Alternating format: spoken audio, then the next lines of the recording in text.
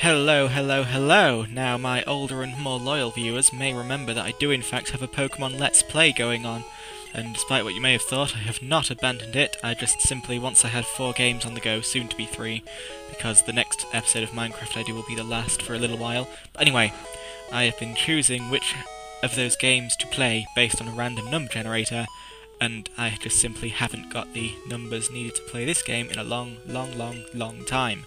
But now I finally have, so it is time to finally proceed from Misty's gym in Cerulean City.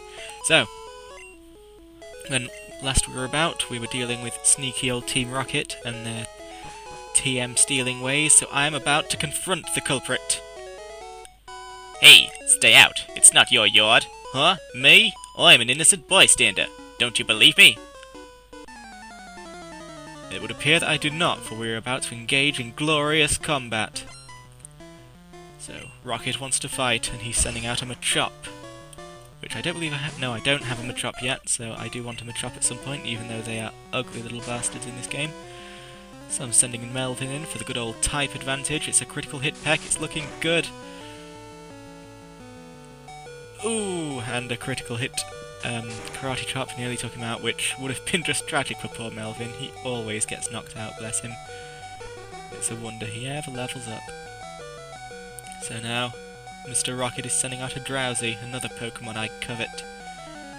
So, I shall flee with Melvin and send out good old Jonesy to get the job done.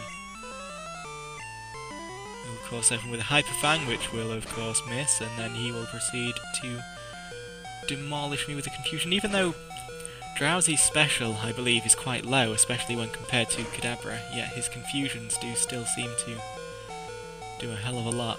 So, just to tease me a bit there, he hypnosised me when he really didn't need to, and still ended up killing me. So, Xerxes, hoping I can finish him off, and I can. So, sending a Poison type against a Psychic type. A grave risk that paid off. Stop! I give up. I'll leave quietly. Okay, I'll return the TM I stole. And he gives it to me, oh, I better get moving, bye! Gives it to me rather than the bloke in the house, which suits me just fine. And it turns out that the bloke doesn't want it, because the Pokemon he was trying to teach Dig to was a Diglett. So, sir, you deserve to get that TM stolen. That was the biggest waste of money imaginable. Hang on a second, here we go. Right. Biggest waste of money. And, now, notice how badly that town is designed. Not in a gameplay point of view, but in a real-life point of view. The only way to get out of Cerulean is through the back of that guy's house. I sincerely hope for his sake that meant that it was a cheap house to buy, you know, because I wouldn't want to pay full price for a house that people would be traipsing through all day long as part of their morning commute or something. So I'm checking, I'm on Route 5, and as we all know, we should all know, Route 5 is the place to meet a Meowth. So let's get hunting! Well hell, they just could not wait to meet me. There was no there was no trickery there in terms of edits, I just found one as soon as I stepped on a patch of grass. So, let's get Meowthin'. I do just about half with one shot, which makes me reluctant to peck again. So I'm desperately checking around for anything that might have a status effect. Don't know what I thought Sentry would have, but whatever. So I'm just going to have to go for it. I've got 10 Pokeballs, I've got plenty of chances. The little bastard. Of course, Melvin proceeds to be humiliated, but I go in for another Pokeball. And he is mine. So Meowth has been caught.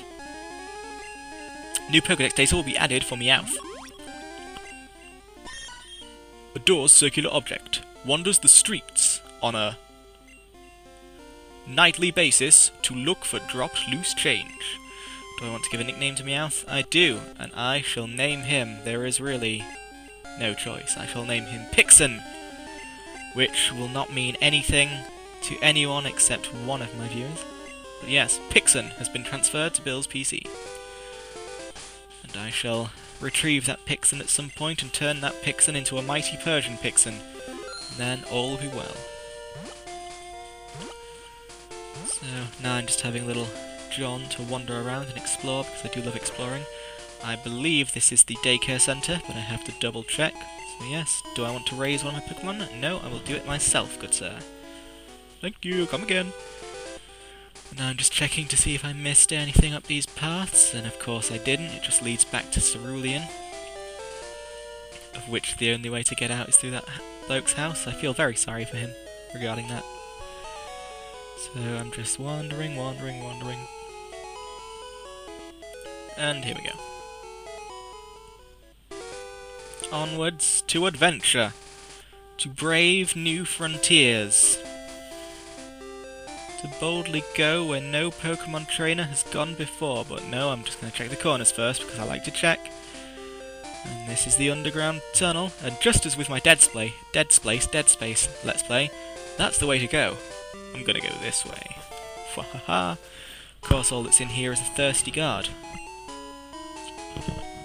So, sorry, I'm just scratching my ear like an annoying amateurish noob Let's Player. So, guard's thirsty, and as such he's closed the road. That literally does appear to be the reason. Later on, when you get a cup of tea and give it to the guards, they just open the road up for you.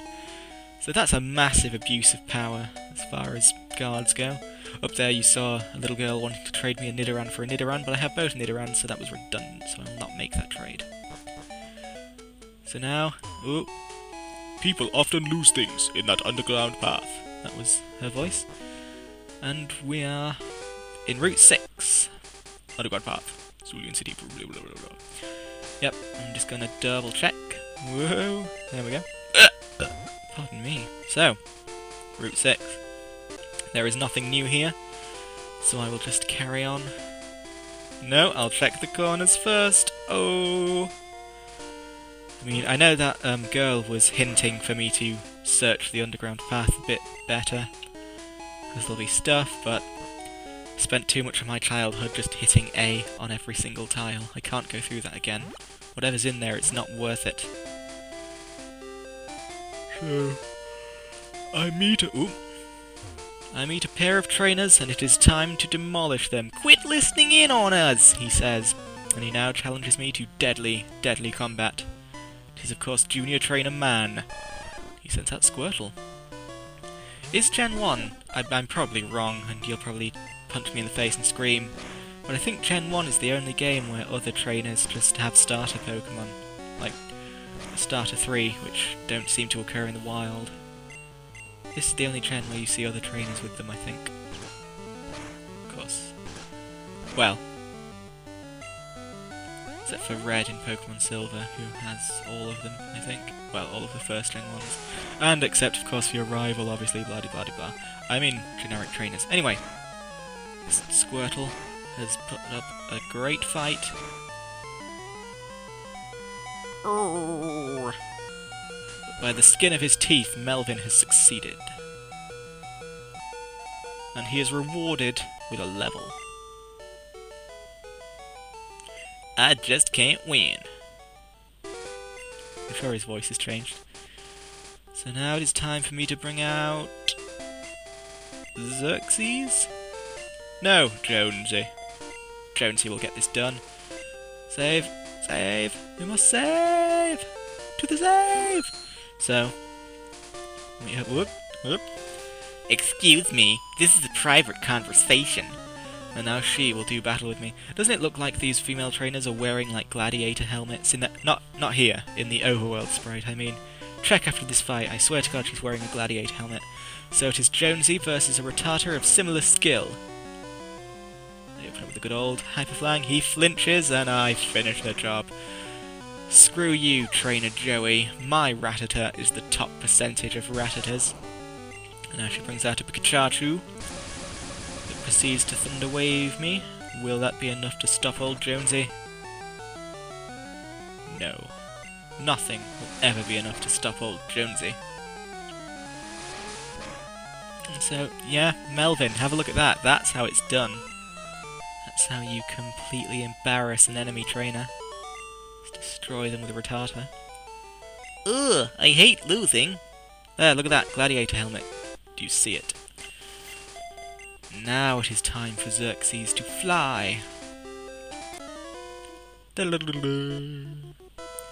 I've never seen you around. Are you good? And of course, as soon as I see the net, I think to myself, ha! Bug catcher, this will be pathetic. Little did I know this was about to be the fight of my life. And I don't want to give any spoilers away, but I just want you to know that I'll be completely honest in this Let's Play. If I lose at any point, I will not edit it out. You'll get to see my every crushing defeat. So here I have a whole team of ragtag bunch of misfits against a Butterfreak. And a mighty powerful one at that. I bring out Forensic in the hope of bringing the pain, but then I remember, with a gasp, that even though he's level 16, Forensic still doesn't know a single flying attack, because Gust is not flying until Generation 2 for whatever reason. And that Confusion is just ridiculously powerful. Confusion in Gen 1 just seems to be insane. I swear in all the later gens, Confusion is pathetic. It does barely anything, even if you've got a Alakazam using it or whatever, or Mewtwo using it. Confusion just seems to be shite on a plate of plastic, but in Generation 1, Confusion is just a bulldozer. And so, hopefully Melvin can get a hit in. Of course not. Poor Melvin. What next? What next? Thor! Hopefully Thor can bring the pain. He only has Scratch, but what the hell? Maybe he's got high special defense, which doesn't exist in Generation 1. Fnur. So they used a Sleep Powder, which I immediately woke up from, but then they used a Stun Spore, which I can't wake up from because I'm not asleep. I actually get a Scratch in. And there's that super powerful Confusion, but I was fully paralysed. Down I go. And knowing that Bobbins is a part poison type, but knowing equally that my options are very limited, I have no option but to Bobbins it up. And so she stun spored me. And that Confusion, even though it's super effective, takes off less than half. That's the thing about the Bulbasaur family line, they're very bulky, which I do appreciate. Oh, fuck on a pigeon. Not fuck a pigeon, fuck on a pigeon. There's a very clear distinction to be made there. Hello, I'm back. I've just had to edit this and start a new line of recording because that pigeon fucking thing in my last recording went on for ages and just went to some bad places. So, here we go. Back in the fight. I'm up against the ropes here. This Butterfree is destroying me. I have no choice but to keep Bobbins in. He's paralysed. He's obviously going to die, but what else can I do? That's the end of Bobbins, which is pretty much the last line of my defence. Though I do have a paralysed Rattata. Weak little thing, and it's fully paralysed, and oh my lord. All hopes hinge on this. And yes, dear old Jonesy. He does just clinch it. You are too good. I most certainly am not. My entire team was almost killed by a single Butterfree, and there you go, that's my edit. I've rushed desperately to the Pokemon Center. And now it is time to continue. To continue indeed. And here we go. Me? Well, okay, I'll play. Of course, no trainers. No trainers can be any threat to me after the horror that was that Butterfree.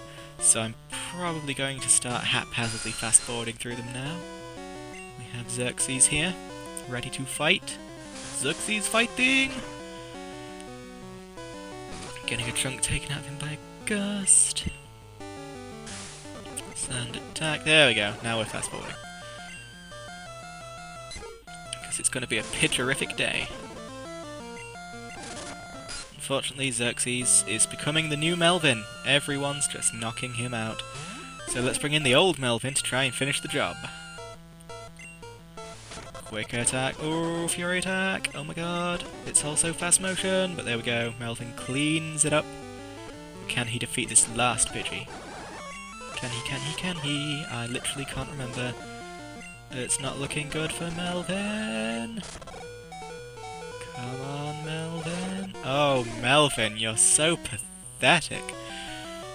When you evolve into a Fearow, other Fearos are just going to laugh at you. So, it was up to Forensic to finish off with a gust. So off we go. Saving, saving, saving, saving, saving, saving, and here we go. Huh? You want to talk to me? Me? And it's time to defeat Junior Trainer Man, who has a Spearow. And I have a freshly Poke-centered with editing wizardry Xerxes. Now, if my Spearow is any indication, they're pathetic, so hopefully Xerxes should finally have something here. No. Oh, yes, just about. Well done, Xerxes. You have earned that level, my friend. 5 more and you'll be a lovely old Golbat. But you have very little hope of defeating this Raticate. There you go. So who shall be next to taste the teeth of the Raticate? Forensic! Huzzah! Because I want you to level up and learn a goddamn flying move. Level up! Yay! Now learn something. Oh, fuck you, Forensic. Forever a normal type. And so, it is time to put Melvin in front.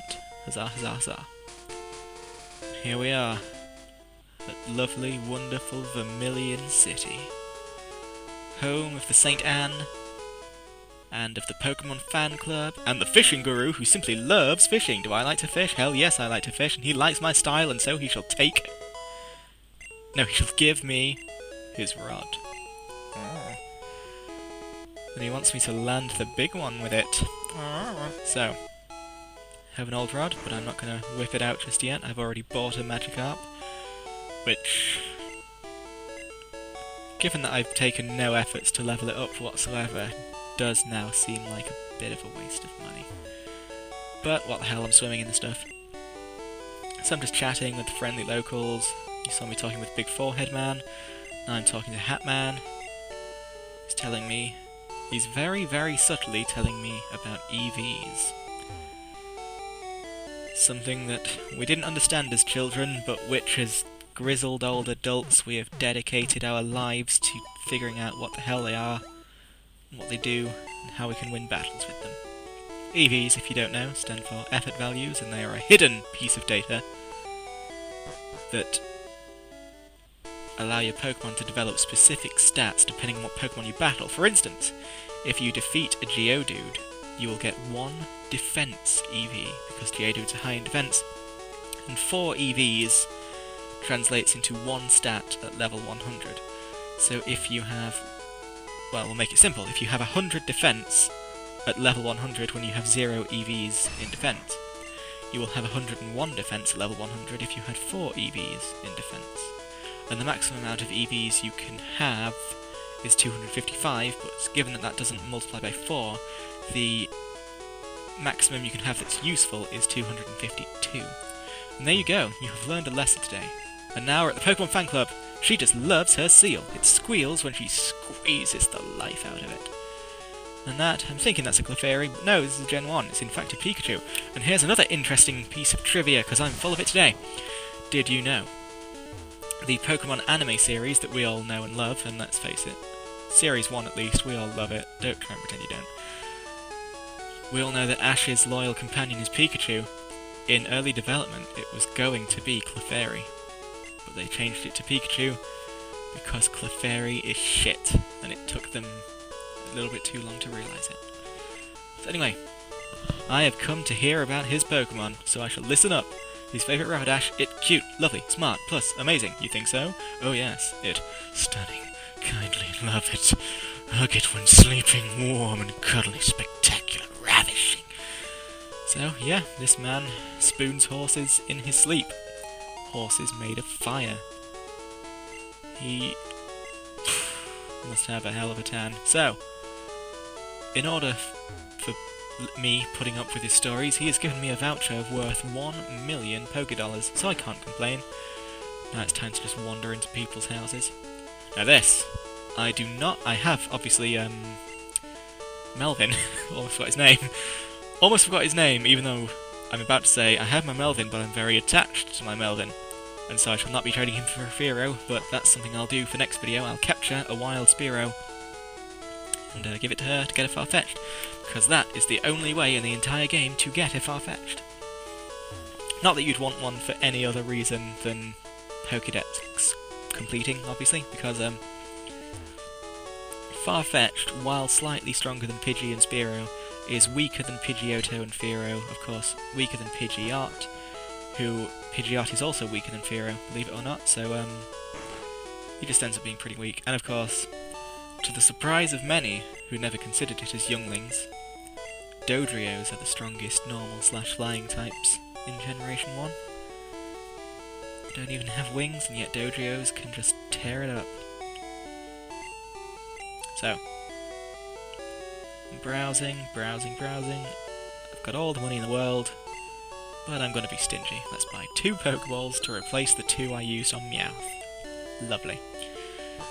So, just having a jaunt around the town. That, of course, is the St. Anne, but I don't want to go there just yet. Notice! Route 12 may be blocked off by a sleeping Pokémon. Detour to Rock Tunnel. I'm obviously going to have to go through Diglett's cave to get me a nice Diglett, but until then there's this route here, but this is a 20-minute-ish long episode, and even though my videos are usually half an hour long this time, I feel that if I went on, I'd end up turning it off halfway through doing something. I'd either be halfway through the St. Anne or halfway through that route, so I'm just going to stop now, and in the future... The future! 'Tis the future, you see. Anyway, in the future, i.e. in the next video I'm going to put out, because I'm going to keep doing Pokemon until the 3rd gym, just to make up for the fact that I haven't done any in ages. So, in the future, I will either go to St. Anne or that route. Probably that route first, because I'm that way. So anyway, goodbye, hope you enjoyed this video, and I hope you will enjoy videos to come. See you later.